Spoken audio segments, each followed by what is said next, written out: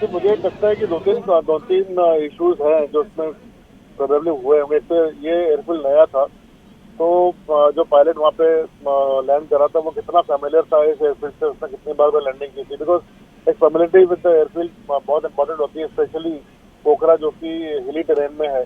Weather already खराब होगा because of winter.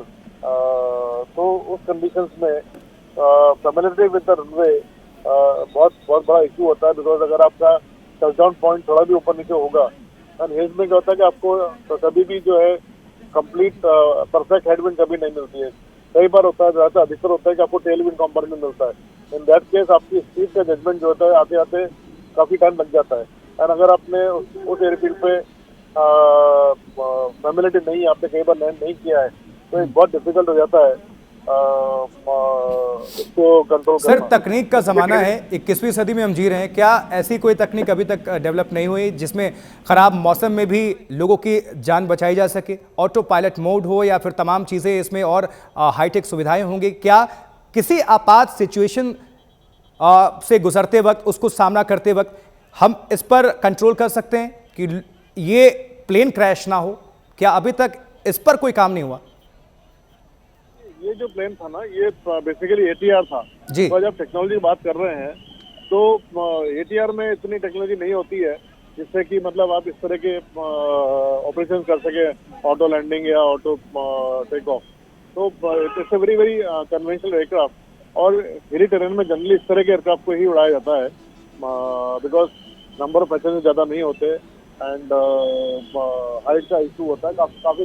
और नेपाल एयरलाइंस में अगर सर, इसके पहले भी हमने देखा था कि 2022 में 30 मई को हादसा हुआ था। तारा एयरलाइंस का वो विमान था, 21 लोग उसमें मारे गए थे, कुछ विदेशी भी थे, 4 भारतीय भी थे। वह नेपाल एयरलाइंस इसलिए भी बदनाम है सर कि सेकेंड हैंड, थर्ड हैंड वो प्लेन खरीदते हैं, मरम्मत मेंटेनेंस का कार्य नहीं होता। क्या इसकी भी कोई वजह? हाँ, ये भी एक वजह हो सकती है, बट वो तब होगा जबकि पूरी डिटेल सामने आएगी। उसका डीएफडीआर जो है, ब्लैक बॉक्स बोलते हैं, तो उसका रीडिंग आउट होएगा, तभी जाके सब पता पड़ पाएगा कि क्या एक्चुअल में प्रॉब्लम रही है।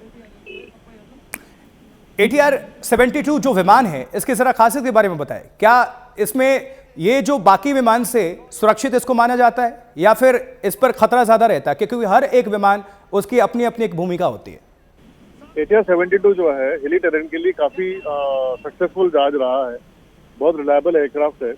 और पर केवल वही है कि बैड वेदर था, पायलट की कितनी फेमिलियरिटी थी, बाद में फिर आप जैसे बोले कि भाई टेक्निकल कुछ फॉल्ट होगा, तो ये सब चीजें जो है जब तक पूरा इन्वेस्टिगेशन नहीं हो, डीएफडीआर रिडआउट नहीं आए, तब तक कुछ कंक्लूसिवली कहना थोड़ा मुश्किल होगा। बट यस, यही 2-3 रीजन होंगे कि बैड वेदर की वजह से पायलट को जजमेंट में एरर हुई है या फिर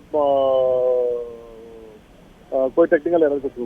दुनिया में अगर कहीं भी देखें सर, हाल फिलहाल अगर कई सालों की अगर भी बात कर ले, पिछले साल भी जिसकी हम चर्चा कर रहे थे, तारा एयरलाइंस की, जो 30 मई 2022 को दुर्घटना जो हुई थी, क्या वजह मानते हैं कि नेपाल में ज्यादातर प्लेन क्रैश होते हैं और लोगों को अपनी जिंदगी गंवानी पड़ती है? मैंने उस समय भी बोला था कि नेपाल की टेरेन जो है बहुत चैलेंजिंग टेरेन है। ओके, हिल टॉप पर बहुत ही अनइवन है। आई मीन कोई हिल टॉप, 2 हिल टॉप के बीच में जो हाइट का डिफरेंस है, बहुत बहुत ज्यादा डिफरेंस होता है। तो वो जो है पायलट के लिए बहुत बड़ा चैलेंज हो जाता है।